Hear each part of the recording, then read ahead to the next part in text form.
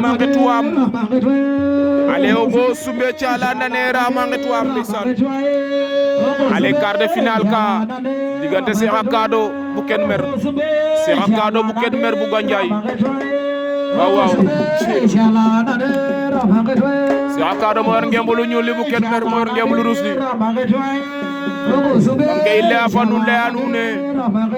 dinki fata njogo na si bajan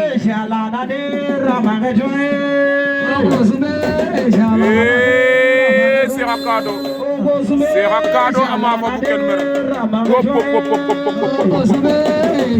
Cheikh Akado ma fa bu Ken Mer vite fait bien fait cey loolu na la Cheikh Sarr ndeysaan en demi-finale ale ogo sumbe jala nane ramangetuam cey loolu